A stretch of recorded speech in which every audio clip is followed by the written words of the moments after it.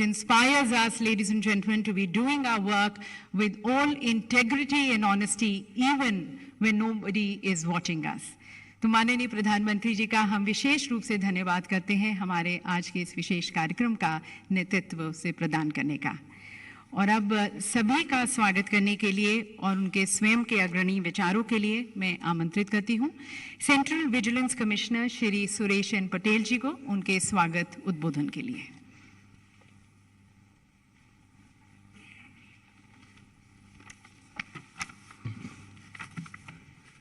माननीय प्रधानमंत्री श्री नरेंद्र मोदी जी, माननीय राज्य मंत्री कार्मिक एवं pension doctor Shri Jitendra Singh ji, principal secretary to honourable prime minister doctor Shri PK Mishra ji, cabinet secretary Shri Rajiv Gauba ji, आयोग के हमारे साथी श्री पीके श्रीवास्तव जी, श्री अरविंद कुमार जी, उपस्थित गणमान्य व्यक्तिगण, स्कूलों से आए छात्र, लेडीज एंड जेंटलमैन, आप सभी का आयोग की तरफ से हार्दिक स्वागत है। केंद्रीय सतर्कता आयोग के लिए आज का दिन बहुत शुभ है। आज हमारे बीच हमारे माननीय प्रधानमंत्री जी उपस्थित हैं। सरदार वल्लभ भाई पटेल के जन्म दिवस 31 अक्टूबर को ध्यान में रखते हुए प्रति वर्ष इसी सप्ताह के दौरान विजिलेंस अवेयरनेस वीक का आयोजन किया जाता है। इस वर्ष की थीम है भ्रष्टाचार मुक्त भारत, विकसित भारत। आयोग जीरो टॉलरेंस टुवर्ड्स करप्शन की पॉलिसी का अनुपालन करते हुए लोकपाल और सीबीआई के साथ कार्यरत है। आदरणीय प्रधानमंत्री जी, अक्टूबर 2021 में केवड़िया में हुई सीवीसी सीबीआई कॉन्फ्रेंस में आपने गुड गवर्नेंस के लिए प्रिवेंटिव विजिलेंस मैकेनिज्म पर बल दिया था। उसी से प्रेरणा लेते हुए इस वर्ष एक रनअप के तौर पर हमने प्रिवेंटिव विजिलेंस तथा हाउसकीपिंग एक्टिविटीज पर 3 महीने का अभियान प्रारंभ किया है। रोबस्ट ट्रेनिंग मैकेनिज्म तथा कैपेसिटी बिल्डिंग पर भी हम जरूरी ध्यान दे रहे हैं। एक वर्ष में 2000 से अधिक ऑफिसर्स को इंक्वायरी ऑफिसर, प्रेजेंटिंग ऑफिसर की ट्रेनिंग प्रदान की गई है। एनएफएसयू के साथ हमने फॉरेंसिक ट्रेनिंग के लिए टाई अप किया है। पब्लिक प्रोक्योरमेंट के विषय पर भी ट्रेनिंग की शुरुआत की है। अभी तक पब्लिक प्रोक्योरमेंट की गाइडलाइंस हमारे आयोग के अलावा एक्सपेंडिचर डिपार्टमेंट भी जारी करता था। इससे फील्ड में अधिकारियों को बड़ी असुविधा रहती थी। कैबिनेट सेक्रेटरी, एक्सपेंडिचर सेक्रेटरी और कमीशन ने मिलकर इस समस्या का बड़े अच्छे ढंग से समाधान किया है। सीवीसी की अभी तक की सारी गाइडलाइंस को एक्सपेंडिचर विभाग के प्रोक्योरमेंट मैनुअल्स में समावेश कर दिया गया है। आयोग ने रिजर्व बैंक ऑफ इंडिया और डीएफएस के साथ परामर्श करके advisory board for banking and financial frauds के कार्यक्षेत्र का विस्तार किया है। साथ में डिपार्टमेंट ऑफ फाइनेंशियल सर्विसेज ने आयोग के परामर्श से एनपीए पर स्टाफ अकाउंटेबिलिटी पॉलिसी को भी रिवाइज किया है। इस कदम से बैंक स्टाफ में नई जागरूकता और विश्वास पैदा हुआ है। डिपार्टमेंटल एक्शंस के प्रोसेस को समय से पूरा करना बहुत महत्वपूर्ण है। जो अधिकारी स्टाफ गलत कार्य अथवा भ्रष्टाचार करते हैं उन्हें अतिशीघ्र पनिश किया जाना चाहिए। इंक्वायरी के बाद जो निर्दोष पाए जाते हैं उनके केस निर्धारित समय सीमा के अंदर बंद होने चाहिए। इस पॉलिसी पर हम कार्य कर रहे हैं। इससे एक पॉजिटिव माहौल उत्पन्न होगा और देश की तरक्की को वेग मिलेगा। माननीय प्रधानमंत्री जी, आज आपके कर कमलों द्वारा नया OTP based complaint handling portal launch होने वाला है। यह पोर्टल एसबीआई की मदद से बनाया गया है। पीएनबी, एनटीपीसी और एनआईसी के अधिकारियों ने भी इसमें सहयोग दिया है। आयोग इन सभी ऑर्गेनाइजेशंस का आभारी है। स्कूल और परिवार ऐसे 2 माध्यम हैं जहां बच्चों को देश का एक ईमानदार नागरिक बनने की सबसे ज्यादा प्रेरणा मिलती है। इस वर्ष छात्रों के लिए ऐसे कंपटीशन का आयोजन किया गया है। हम 7.65 लाख स्टूडेंट्स का धन्यवाद करते हैं जिन्होंने निबंध प्रतियोगिता में भाग लिया। साथ में सेक्रेटरी सीबीएसई और उनकी टीम का भी धन्यवाद करते हैं। नैतिकता और ईमानदारी के संदेश को आसानी से समझा जा सके, इस विषय में हमने सचित्र कहानियों के साथ छोटी 11 पुस्तकें भी तैयार की हैं। यह पुस्तकें बच्चों और आम नागरिकों के लिए भी संदेशवाहक बनेंगी। हम सभी लोग मिलकर भ्रष्टाचार के खिलाफ अभियान में कार्यरत हैं। माननीय प्रधानमंत्री जी, आज आपका संदेश हम सभी को इस संघर्ष में अपना योगदान देने के लिए और प्रेरित और प्रोत्साहित करेगा। हम आयोग की तरफ से आपका एवं सभी गणमान्य व्यक्तियों का हृदय से आभार व्यक्त करते हैं। भारत को भ्रष्टाचार मुक्त करके एक विकसित राष्ट्र बनाने के प्रयास के लिए हम सब कटिबद्ध हैं। धन्यवाद। जय हिंद।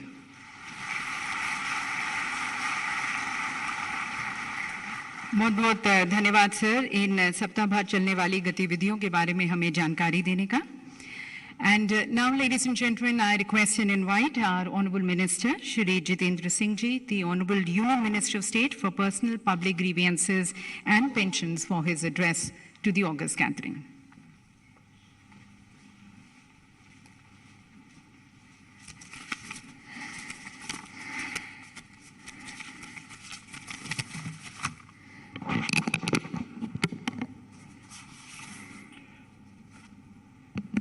विश्व के सर्वाधिक लोकप्रिय नेता, हम सबके प्रेरणा स्रोत, तेजस्वी प्रधानमंत्री जिनके नेतृत्व में विश्व जगत में भारत को प्रतिष्ठा एवं सम्मान प्राप्त है, ऐसे हमारे परम आदरणीय Shri Narendra Modi ji, principal secretary doctor PK. Mishra ji, cabinet secretary Rajiv Gauba ji, central vigilance commissioner Suresh Patel ji, vigilance commissioner Arvind Kumar ji, PK. Srivastava ji, यहां पर उपस्थित अधिकारीगण, लेडीज एंड जेंटलमैन, सबसे पहले तो मुझे हृदय की गहराइयों से आभार प्रकट करना है आदरणीय प्रधानमंत्री जी का। अपने बहुमूल्य समय में से कुछ क्षण निकालकर आपने इस समारोह की शोभा भी बढ़ाई और हमारा उत्साह भी। हम सब जानते हैं प्रधानमंत्री जी कि पिछले 8-9 वर्षों में आपके नेतृत्व में एक के बाद एक अनेकों प्रशासनिक सुधार लाए गए हैं। बल्कि ये भी कहा जा सकता है कि इस कार्यकाल का एक प्रमुख हाईलाइट रहा है governance reforms, good governance practices. Maximum governance, minimum government के सिद्धांत का पालन करते हुए अनेकों नियमों का सरलीकरण किया गया और कई ऐसे नियम जो समय के साथ अपना औचित्य खो बैठे थे, उनको हटा दिया गया। समय की मर्यादा को देखते हुए उसके विस्तार में नहीं जाना, परंतु आज के इस कार्यक्रम के संदर्भ में भ्रष्टाचार के विषय को लेकर भी जीरो टॉलरेंस टुवर्ड्स करप्शन की नीति का पालन करते हुए आपने अनेकों महत्वपूर्ण फैसले लिए हैं। उदाहरण के तौर पर प्रिवेंशन ऑफ करप्शन एक्ट जो 1988 में बना था और अगले 30 बरस तक किसी सरकार ने उसकी समीक्षा नहीं की, उसको रिविजिट नहीं किया। आप ही के आदेश अनुसार 2018 में उसमें संशोधन लाया गया। वक्त के तकाजे के मुताबिक उसमें कई प्रावधान जोड़ दिए गए, जैसे कि रिश्वत लेने वाले के साथ साथ रिश्वत देने वाला भी आरोपी ठहराया गया। इसी प्रकार लोकपाल एक्ट पिछली सरकार आधा अधूरा छोड़ गई थी, आपने उसकी कोताहियों की पूर्ति करके उसका कानून बनाया और पहली बार देश में लोकपाल की संस्था का स्थापना हुई। जहां तक विजिलेंस कमीशन का संबंध है, इसकी भूमिका का विस्तार करना, इसके स्वरूप को और व्यापक करने का प्रयास रहा है और ऐसा 2-3 स्तर पर हुआ। पहले enhanced engagement with stakeholders भले ही वो निर्वाचित प्रतिनिधि हों, सिविल सोसाइटी के सदस्य हों, छात्र हों, जैसे आज आप देख रहे हैं, उनके साथ निरंतर परस्पर चर्चा, समीक्षा, संवाद, वार्तालाप, विचारों का आदान प्रदान। दूसरा प्रिवेंटिव स्ट्रेटेजीज, जिसका भी सेंट्रल विजिलेंस कमिश्नर उल्लेख कर रहे थे, ताकि भ्रष्टाचार की रोकथाम के लिए नए नए उपायों पर शोध किया जाए और उसका कैसे अमल हो, इस पर विचार हो। तीसरा इंक्रीज यूज ऑफ टेक्नोलॉजी, प्रक्रियाओं के सरलीकरण के लिए, प्रक्रियाओं को गति देने के लिए और प्रक्रियाओं में पारदर्शिता लाने के लिए। एंड चौथा, last but not the least, free access to information. गत 8-9 वर्षों में अधिकतर सूचनाएं पब्लिक डोमेन में लाई गई। मुझे ये कहते हुए खुशी है कि एसीसी के भी अनेकों महत्वपूर्ण फैसले इससे पहले के संबंधित अधिकारी तक पहुंचते हैं, उनकी सूचना डीओपीटी के वेबसाइट पर अपलोड कर दी जाती है। बहुत लंबी बात ना करते हुए मैं अपनी बात समाप्त करने से पहले केवल इतना कहूंगा कि किसी भी सभ्य समाज के लिए अंतिम लक्ष्य रहता है भ्रष्टाचार मुक्त समाज, और उसके लिए केवल कानून पर्याप्त नहीं, नैतिक मूल्य भी उतने ही अनिवार्य हैं। सरदार पटेल ने एक बार कहा था, and I quote, no service worth the name can claim to exist if it does not have in view the achievement of the highest standards of integrity, end quote। पूरी इंटेग्रिटी के साथ, ईमानदारी के साथ, सत्यनिष्ठा के साथ हम उस भ्रष्टाचार मुक्त समाज की दिशा में सामूहिक प्रयास करते रहेंगे। इसी संकल्प के साथ मैं अपनी बात समाप्त करता हूं और पुनः आपका अभिनंदन करता हूं।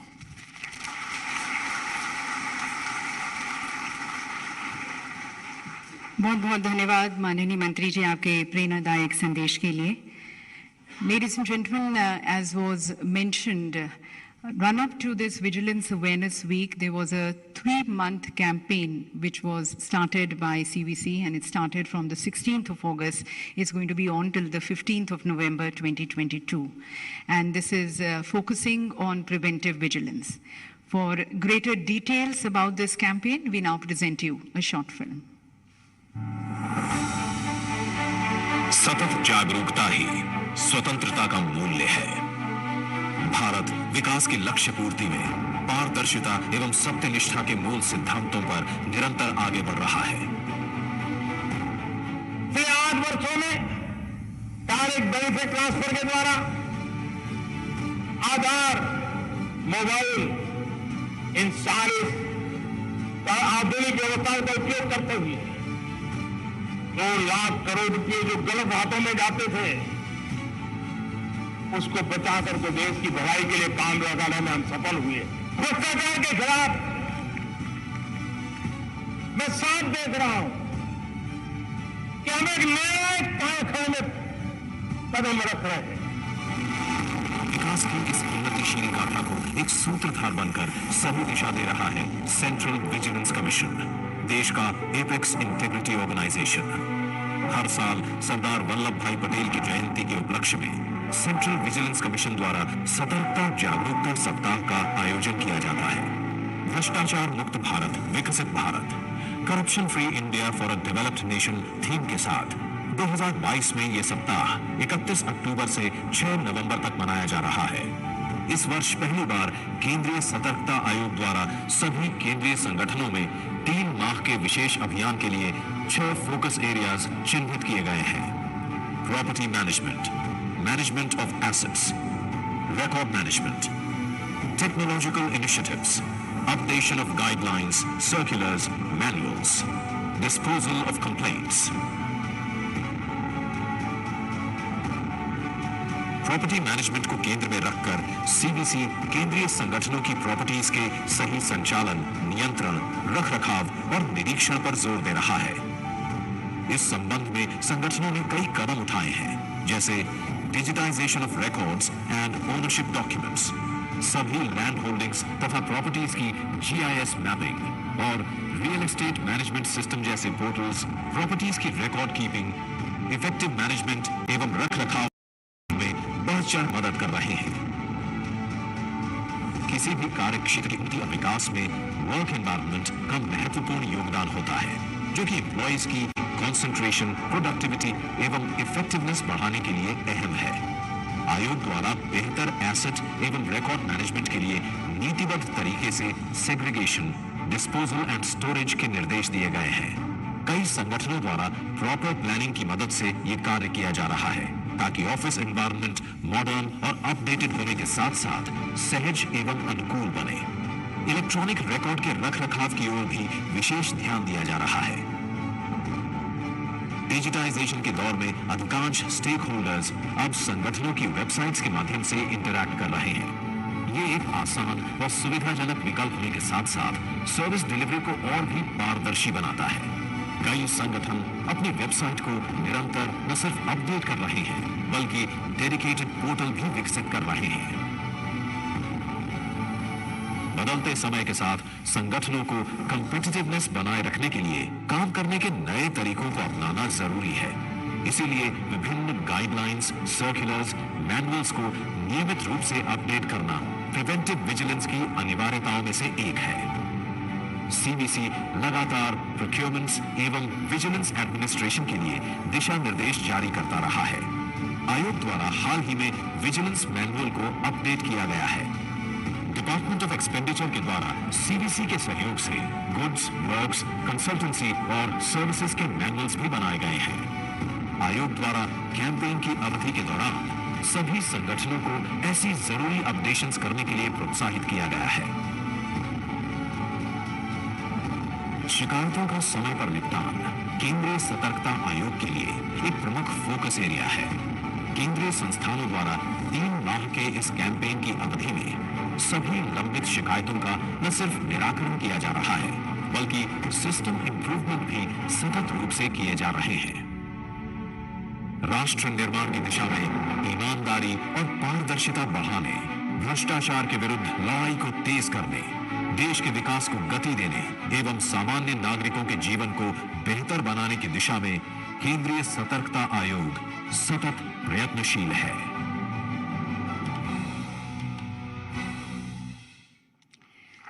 और देवीय सज्जनों, इसके अलावा इस सप्ताह के अवसर पर आयोग वर्तमान प्रणाली का पुनर्निर्माण करके नागरिकों से शिकायत प्राप्त करने, उन पर कार्रवाई करने, उनका निष्पादन करने के लिए कंप्लेंट मैनेजमेंट सिस्टम का एक नया पोर्टल आरंभ कर रहा है। इस प्रणाली में 3 संबंधित पक्ष हैं: नागरिक, केंद्रीय सतर्कता आयोग और विभिन्न सरकारी संगठनों के मुख्य सतर्कता अधिकारी। एक नागरिक अपना पंजीकरण कर लॉगिन के माध्यम से पोर्टल में शिकायत दर्ज कर सकता है। इस प्रणाली में ओटीपी आधारित पंजीकरण आरंभ किया गया है। माननीय प्रधानमंत्री जी से मैं निवेदन करती हूं कि वह रिमोट का बटन दबाकर इस पोर्टल का लोकार्पण करें।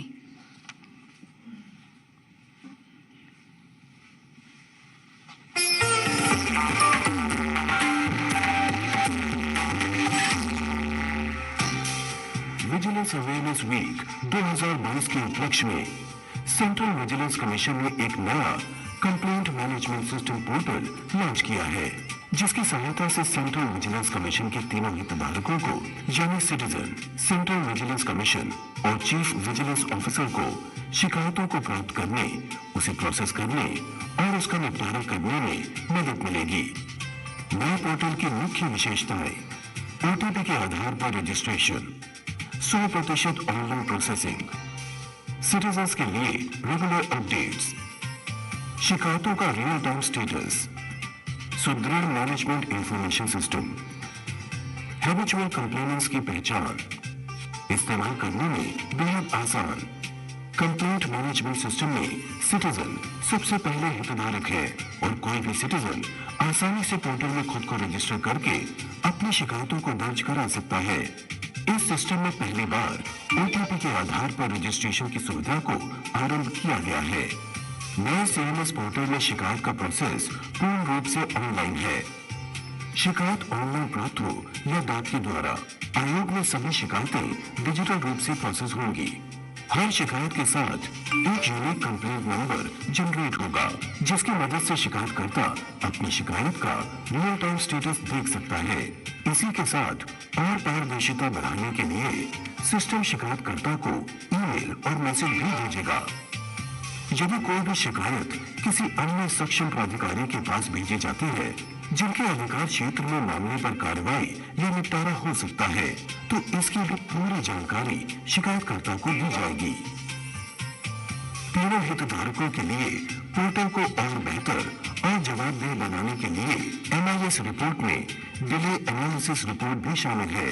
इसी के साथ पोर्टल में हैबिचुअल कंप्लेनेंट्स की भी पहचान होगी। शिकायतकर्ता की गोपनीयता को बनाए रखते हुए public interest disclosure and protection of informers के अंतर्गत प्राप्त शिकायतों पर लिए गए निर्णय को भी पोर्टल पर साझा किया जाएगा।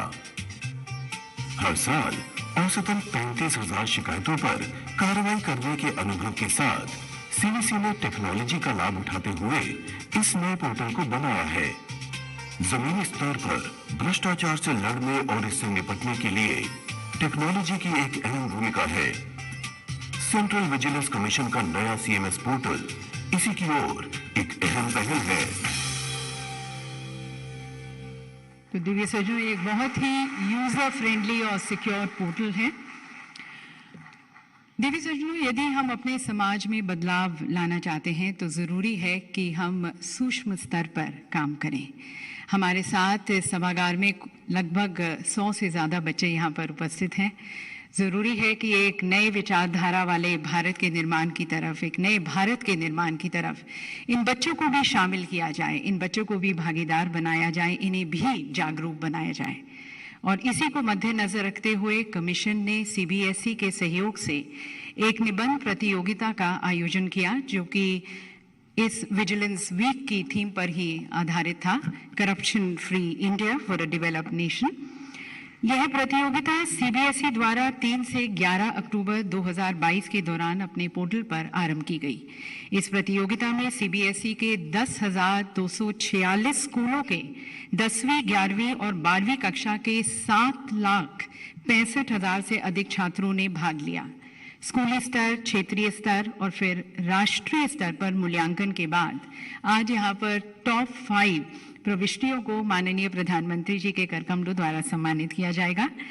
तो माननीय प्रधानमंत्री जी से मैं अब निवेदन करती हूँ कि कृपया आप मंच के सामने आकर हमारे इन बच्चों की हौसला अफजाई करें, इन्हें सम्मानित करें, एक प्रशस्ति पत्र और विशेष मेमेंटो प्रदान करें।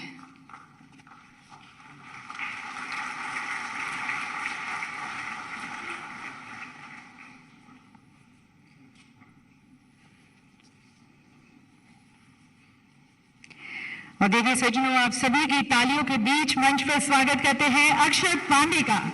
ये 12वीं कक्षा के छात्र हैं, little world school Tilwara, Jabalpur, Madhya Pradesh से। बहुत ही सुंदर भाव, बहुत ही सुंदर विचार इन्होंने रखे अपने निबंध में।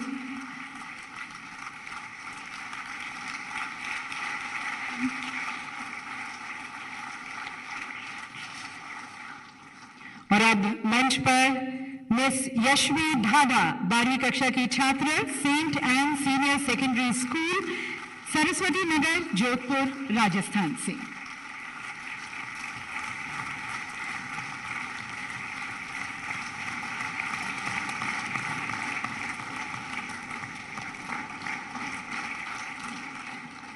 और इन्हीं तालियों के बीच स्वागत करते हैं मिस अंजलि सिन्हा का, 10वीं कक्षा की छात्र है, Ursuline convent senior secondary school, pocket A, sector 36, Greater Noida से।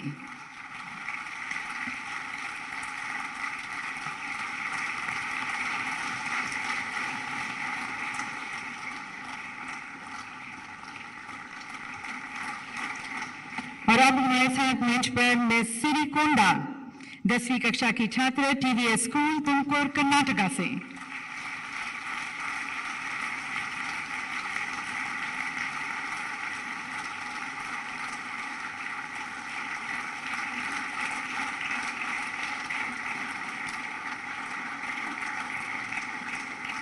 And I must say, ladies and gentlemen, the girls have taken the lead here. मंच पर अब मिस सानिया देकारी, 12वीं कक्षा की छात्र, budding bird senior secondary school, Tinsukia, Assam से।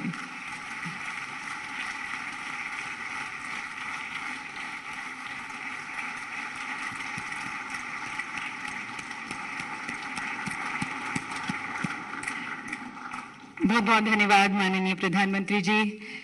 इन्हें ये पुरस्कार प्रदान कर यकीनन ये सभी बच्चे बहुत ही गौरवान्वित महसूस कर रहे होंगे, उनके पेरेंट्स भी, उनके टीचर्स भी, स्कूल में सभी। बहुत बहुत बधाई, शुभकामनाएं आप सभी को।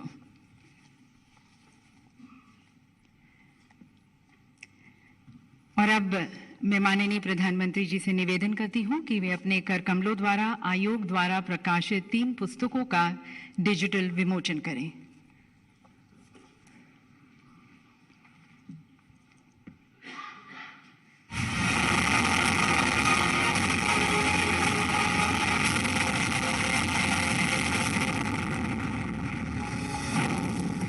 केंद्रीय सतर्कता आयोग द्वारा प्रकाशित 3 पुस्तकें, नैतिकता एवं सदाचार पर पुस्तिकाएं, निवारक सतर्कता पहल पर सर्वोत्तम पद्धतियों का संकलन और केंद्रीय सतर्कता आयोग की समाचार पत्रिका विज आई वाणी का सार्वजनिक खरीद पर विशेष अंक।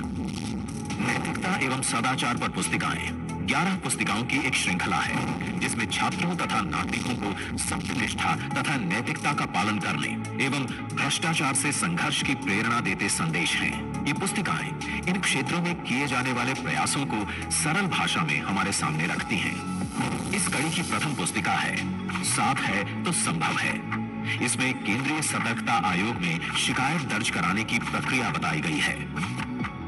इस श्रृंखला में अन्य पुस्तिकाएं हैं आवाज उठाओ, ईमानदारी का इनाम, कर्तव्य सर्वोपरि, ना को अपनाओ, भ्रष्टाचार मिटाओ, सेवा में सत्यनिष्ठा, नैतिकता एक जीवन शैली, फिर सबमिट एंड रिलैक्स, स्वार्थ से टकराव, प्रशिक्षण, निवारक सतर्कता साधन और सार्वजनिक खरीद। इन पुस्तिकाओं का उद्देश्य है कि नागरिक भ्रष्टाचार के विरुद्ध आगे बढ़े और सतर्क नई पीढ़ी तैयार हो।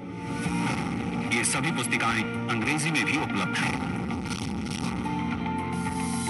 निवारक सतर्कता पहलों पर प्रकाशित पुस्तिका विभिन्न संगठनों की इस क्षेत्र में कुछ सर्वोत्तम पद्धतियों का संकलन है। इनमें प्रक्रियाओं का सरलीकरण और व्यवस्थापन, संचालन का ई प्रबंधन और बोलीदाताओं के क्रेडेंशियल्स के डिजिटल डेटा बैंक का निर्माण शामिल है। आयोग द्वारा प्रकाशित इन पुस्तकों में विभिन्न संगठनों द्वारा किए जा रहे कुछ श्रेष्ठ और नवीन उपाय सम्मिलित किए गए हैं ताकि इस तरह की पहलों का लाभ अन्य संगठन अपनी आवश्यकता के अनुसार उचित परिवर्तन कर प्राप्त कर सके।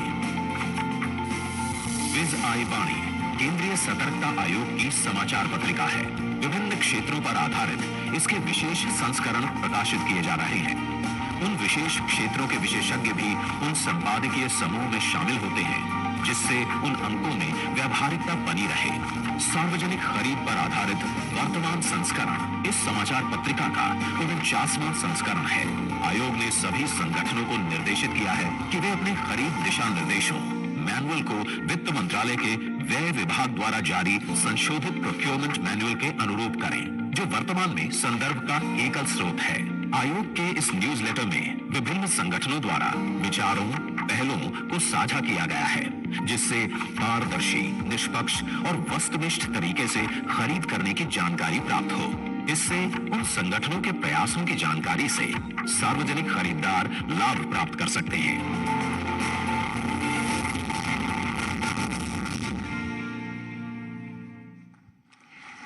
और देवी सज्जनों, इन पुस्तकों की कॉपी आप कार्यक्रम की समाप्ति पर रिसेप्शन काउंटर से कलेक्ट कर सकते हैं। देवी सज्जनों, माननीय प्रधानमंत्री जी की उपस्थिति हमेशा से सभी में एक नए उत्साह, एक ऊर्जा जागृत करती है। उनकी वाणी, उनके विचार नए आयाम, नई आशाओं के द्वार खोलते हैं। तो आप सभी की तरफ से अब करबद्ध होकर मैं माननीय प्रधानमंत्री जी से निवेदन करती हूं कि हम सभी के मार्गदर्शन हेतु अपने विचारों से हमें अनुग्रहित करें।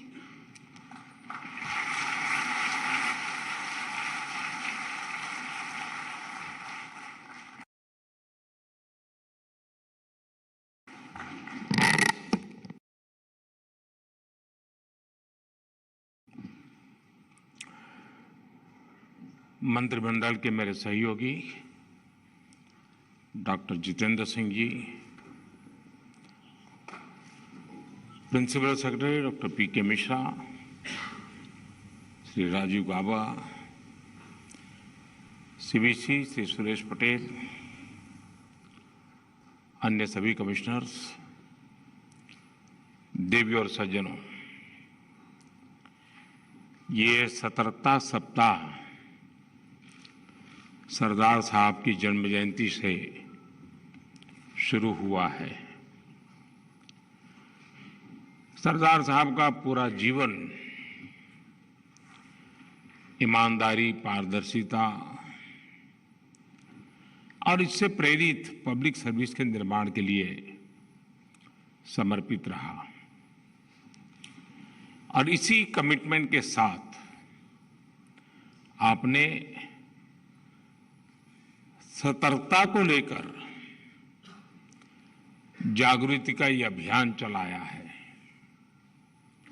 इस बार आप सभी विकसित भारत के लिए भ्रष्टाचार मुक्त भारत इस संकल्प के साथ सतर्कता सप्ताह मना रहे हैं। ये संकल्प आज के समय की मांग है, प्रासंगिक है और देशवासियों के लिए इतना ही महत्वपूर्ण है। साथियों, विकसित भारत के लिए विश्वास और विश्वसनीयता ये दोनों बहुत आवश्यक है। सरकार के ऊपर जनता का बढ़ता हुआ विश्वास जनता का भी आत्मविश्वास बढ़ाता है।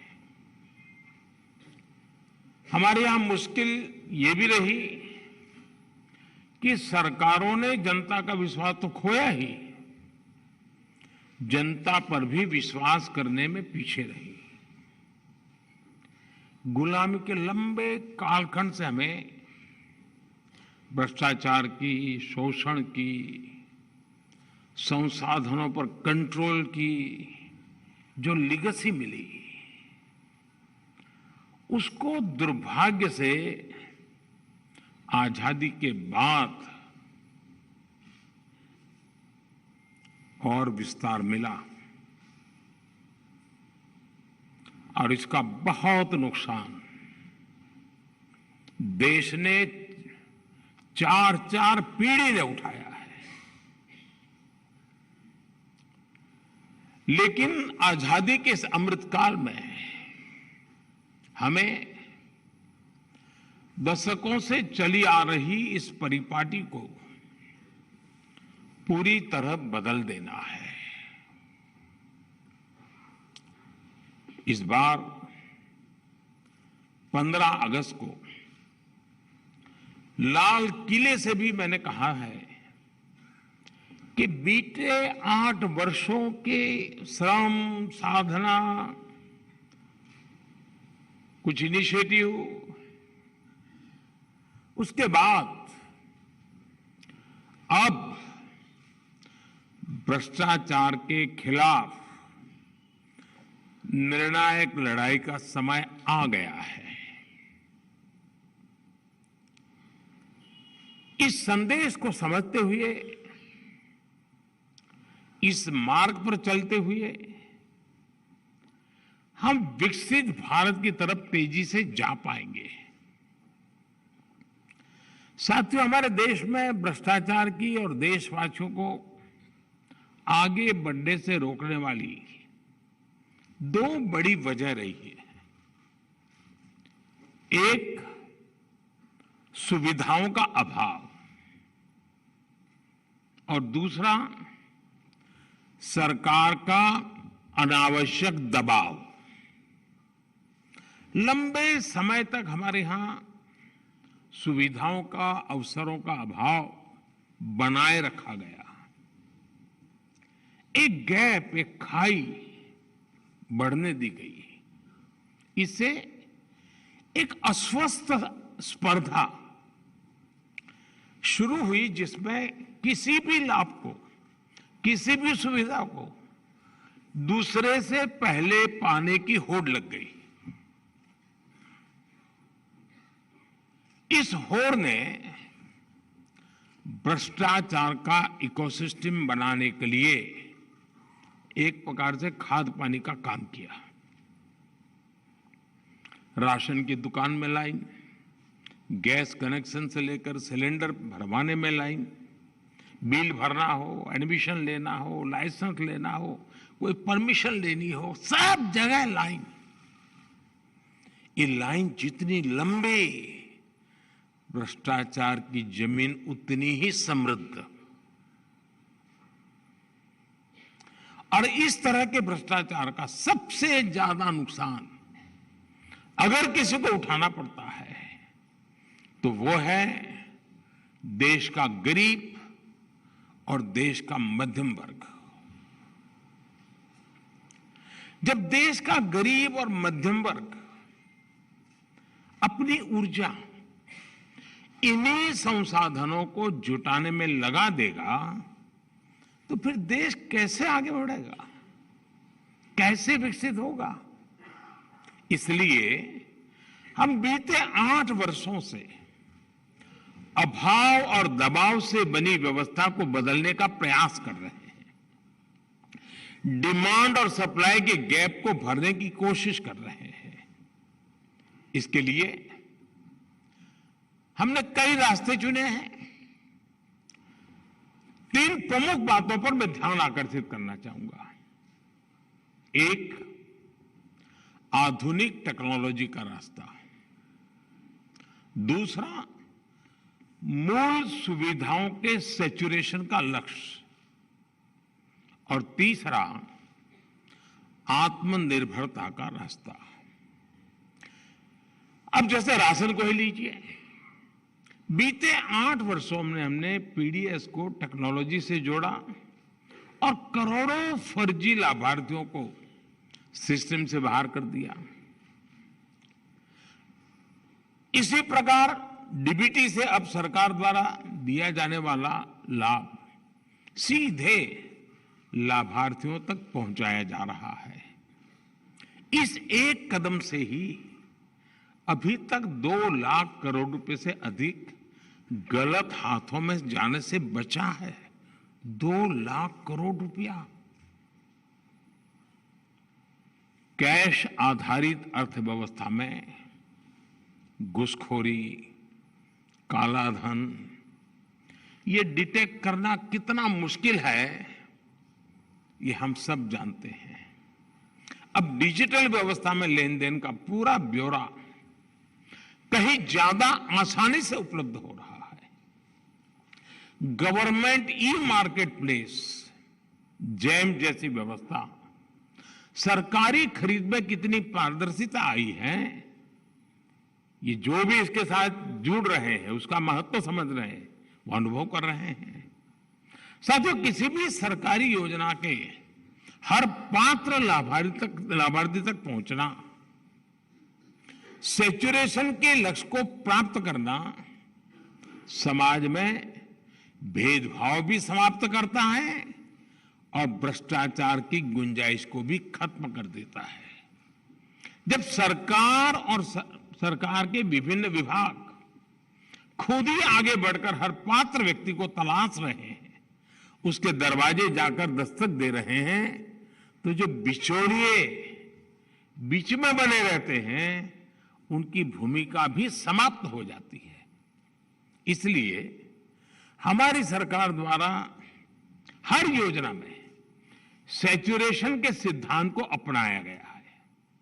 हर घर जल, हर गरीब को पक्की छत, हर गरीब को बिजली कनेक्शन, हर गरीब को गैस कनेक्शन, ये योजनाएं सरकार की इसी अप्रोच को दिखाती हैं।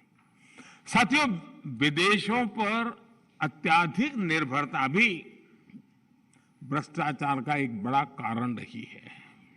आप जानते हैं कि कैसे दशकों तक हमारे डिफेंस सेक्टर को विदेशों पर निर्भर रखा गया।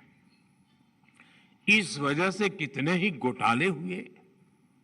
आज हम डिफेंस सेक्टर में आत्मनिर्भरता के लिए जो जोर लगा रहे हैं, उससे भी इन घोटालों का स्कोप भी समाप्त हो गया है। राइफल से लेकर फाइटर जेट्स और ट्रांसपोर्ट एयरक्राफ्ट तक आज भारत खुद बनाने की दिशा में आगे बढ़ रहा है। डिफेंस ही नहीं बल्कि बाकी जरूरतों के लिए भी हमें विदेशों से खरीद कम से कम उस पर निर्भर रहना पड़े। आत्मनिर्भरता के ऐसे प्रयासों का उसको आज बढ़ावा दिया जा रहा है। साथियों, सीबीसी पारदर्शिता सुनिश्चित करने के लिए सबके प्रयास को प्रोत्साहित करने वाला संगठन है।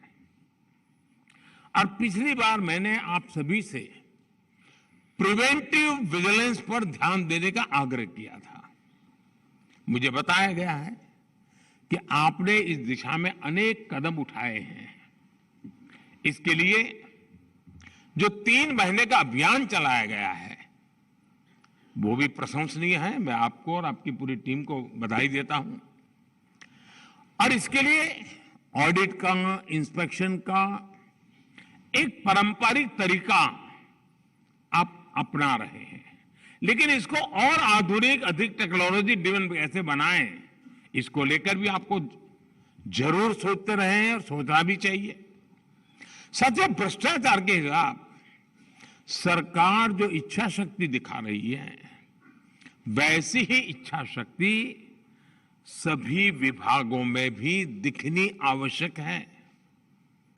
विकसित भारत के लिए हमें एक ऐसा एडमिनिस्ट्रेटिव इकोसिस्टम विकसित करना है जो भ्रष्टाचार पर जीरो टॉलरेंस रखता हो। ये आज सरकार की नीति में, सरकार की इच्छा शक्ति में, सरकार के फैसलों में आप हर डगर पे देखते होंगे।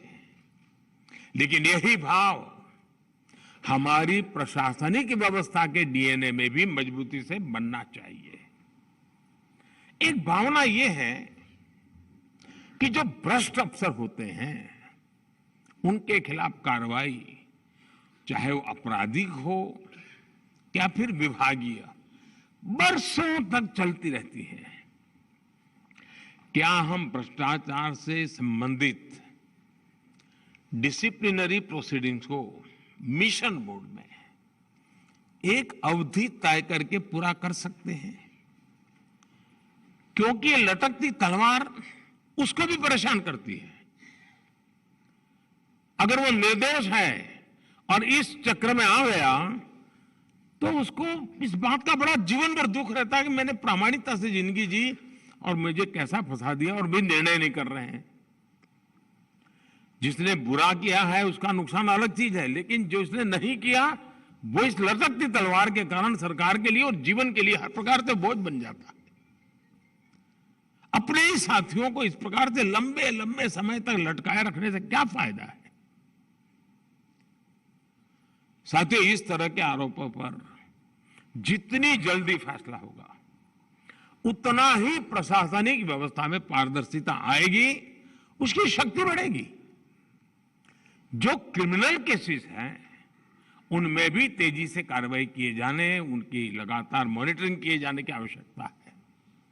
एक और काम जो किया जा सकता है वो है पेंडिंग करप्शन केसेस के आधार पर डिपार्टमेंट्स की रैंकिंग। अब उसमें भी हम स्वच्छता के लिए जैसे हम कंपटीशन करते हैं, इसमें भी करें। देखें तो कौन डिपार्टमेंट इसमें बड़ा उदासीन है, क्या कारण है, और कौन डिपार्टमेंट है जो बहुत तेजी से इस समस्या को गंभीरता से लेकर के आगे बढ़ रहा है। और इससे जुड़ी रिपोर्ट्स का मासिक या तिमाही पब्लिकेशन अलग अलग विभागों को भ्रष्टाचार के खिलाफ चल रहे केसों को तेजी से निपटाने के लिए प्रेरित करेगा।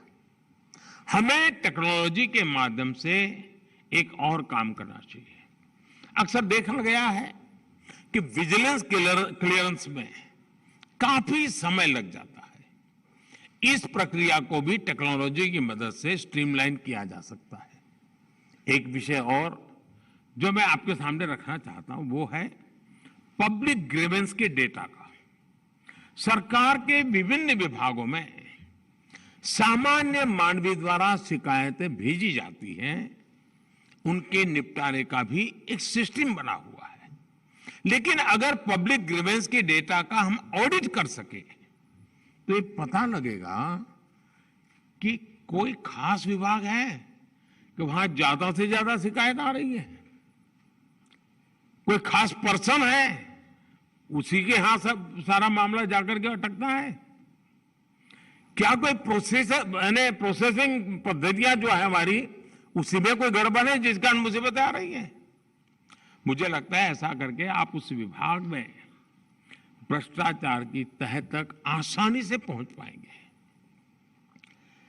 हम इन कंप्लेंट को आइसोलेटेड नहीं देखना चाहिए, पूरी तरह कैनवास पर रख करके सारा एनालिसिस करना चाहिए और इससे जनता का भी सरकार और प्रशासनिक विभागों पर विश्वास और बढ़ेगा।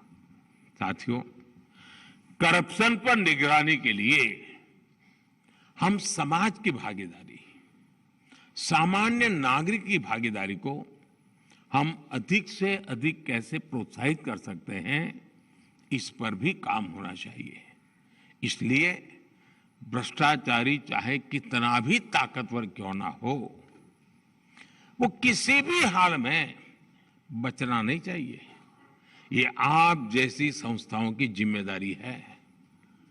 किसी भ्रष्टाचारी को राजनीतिक सामाजिक शरण न मिले। हर भ्रष्टाचारी समाज द्वारा कटघरे में खड़ा किया जाना चाहिए।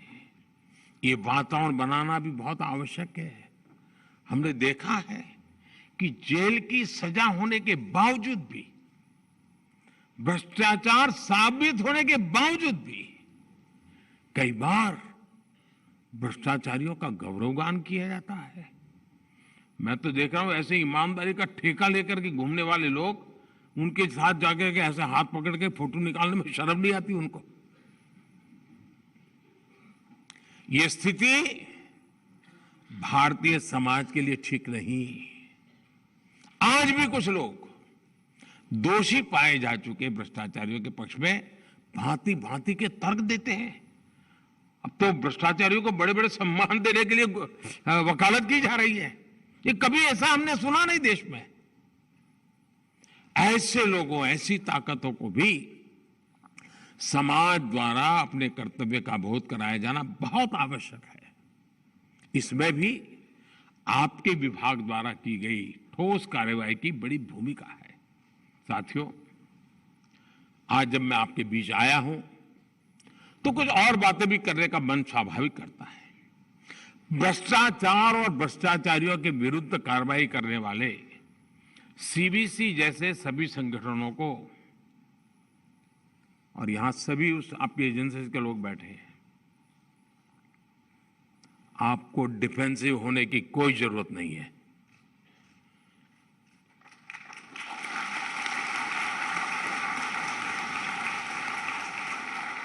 अगर देश की भलाई के लिए काम करते हैं तो अपराध बोध में जीने की जरूरत नहीं है दोस्तों। हमें पॉलिटिकल एजेंडा पे नहीं चलना है, लेकिन देश के सामान्य मानवी को जो मुसीबतें आ रही हैं उसे मुक्ति दिलाने का हमारा काम है। ये काम हमको करना है। और जिनके वेस्टेड इंटरेस्ट है वो चिल्लाएंगे, वो इंस्टीट्यूशन के गले घोंटने की कोशिश करेंगे। इस इंस्टीट्यूट में बैठे हुए समर्पित लोगों को बदनाम करने का प्रयास किया जाएगा। ये सब होगा। मैं लंबे अरसे तक इस व्यवस्था से निकला हुआ दोस्तों। लंबे अरसे तक हेड ऑफ द गवर्नमेंट के रूप में काम करने का मुझे अवसर मिला है।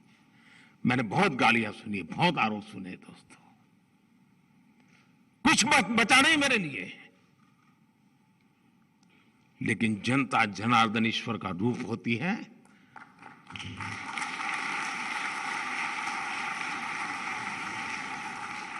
वो सत्य को परखती है, सत्य को जानती है और मौका आने पर सत्य के साथ खड़ी भी रहती है। मैं अपने अनुभव से कहता हूं दोस्तों, चल पड़िए ईमानदारी के लिए, चल पड़िए। आपको जो ड्यूटी मिली है उसको ईमानदारी से निभाने के लिए आप देखिए ईश्वर आपके साथ चलेगा, जनता जनार्दन आपके साथ चलेगी। कुछ लोग चिल्लाते रहेंगे क्योंकि उनका निजी स्वार्थ होता है, उनके स्वयं के पैर गंदगी में पड़े हुए होते हैं। और इसलिए मैं बार बार कहता हूं, देश के लिए, ईमानदारी के लिए काम करते समय कुछ भी अगर इस प्रकार के विवाद खड़े होते हैं, अगर हम ईमानदारी के रास्ते पर चले हैं, प्रामाणिकता से काम कर रहे हैं, डिफेंसिव होने की कोई जरूरत नहीं दोस्तों। आप सभी साक्षी हैं। जब आप कन्विक्शन के साथ एक्शन लेते हैं, कई मौके आपके जीवन में भी आए होंगे, समाज आपके साथ खड़ा ही रहा होगा दोस्तों। भ्रष्टाचार मुक्त देश और भ्रष्टाचार मुक्त समाज बनाने के लिए सीबीसी जैसी संस्थाओं को निरंतर जागरूक रहना वो एक विषय है, लेकिन उन्हें सारी व्यवस्थाओं को भी जागरूक रखना पड़ेगा। क्योंकि अकेले तो क्या करेंगे, 4-6 लोग एक दफ्तर में बैठ करके क्या कर पाएंगे? पूरी व्यवस्था उनके साथ जब तक जुड़ती नहीं है, उस स्पिरिट को लेकर के जीती नहीं है, तो व्यवस्थाएं भी कभी कभी चरमरा जाती है। साथियों, आपका दायित्व बहुत बड़ा है, आपकी चुनौतियां भी बदलती रहती हैं और इसके लिए आपके तौर तरीकों में, कार्यप्रणाली में भी निरंतर गतिशीलता आवश्यक है। मुझे विश्वास है कि आप अमृत काल में एक पारदर्शी और प्रतिस्पर्धी इकोसिस्टम के निर्माण में अहम भूमिका निभाते रहेंगे। मुझे अच्छा लगा, आज कुछ स्कूल स्टूडेंट्स यहां बुलाए गए हैं, सबने ऐसे कंपटीशन में हिस्सा लिया। एक लगातार क्विज कंपटीशन की भी परंपरा विकसित की जा सकती है। लेकिन एक बात की तरफ मेरा ध्यान गया, आपका भी ध्यान गया होगा, आपने भी उसको देखा होगा, बहुतों ने देखा होगा, बहुतों ने जो देखा उस पर सोचा होगा, मैंने भी देखा, मैंने भी सोचा। सिर्फ 20% पुरुष भ्रष्टाचार के खिलाफ की लड़ाई में इनाम ले गए, 80% बेटियां ले गई।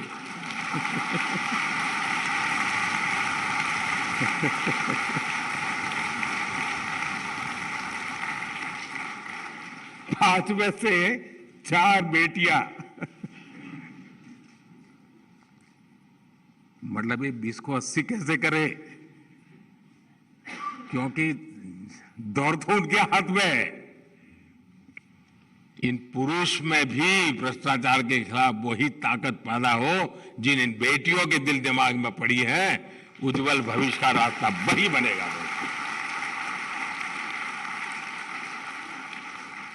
लेकिन आपके इस प्रिवेंटिव, इस दृष्टि से ये एक अभियान अच्छा है कि बच्चों के मन में भ्रष्टाचार के खिलाफ एक नफरत पैदा होनी चाहिए। जब तक गंदगी के खिलाफ नफरत पैदा नहीं होती, स्वच्छता का महत्व समझ नहीं आता है। और भ्रष्टाचार को कम ना आके पूरी व्यवस्था को चरमरा देता है, पूरी व्यवस्था को चरमरा देता है। और मैं जानता हूं इस पर बार बार सुनना पड़ेगा, बार बार बोलना पड़ेगा, बार बार सजग रहना पड़ेगा। कुछ लोग अपनी शक्ति इसलिए भी लगाते हैं कि इतने कानूनों में से बाहर कैसे रह करके सब किया जाए। वो ज्ञान का उपयोग वो भी करते हैं, एडवाइस भी करते हैं इसके लिए कि इस दायरे के बाहर करो, कोई प्रॉब्लम नहीं होगा। लेकिन अब दायरा बढ़ता ही चला जा रहा है। आज नहीं तो कल कभी न कभी तो समस्या आनी है और अब बचना मुश्किल है जी। टेक्नोलॉजी कुछ न कुछ तो सबूत छोड़ रही है। जितना ज्यादा टेक्नोलॉजी की ताकत का उपयोग होगा, हम व्यवस्थाओं को बदल सकते हैं और बदली जा सकती है। हम कोशिश करें। मेरी आप सबको बहुत बहुत शुभकामनाएं हैं। धन्यवाद भाइयों।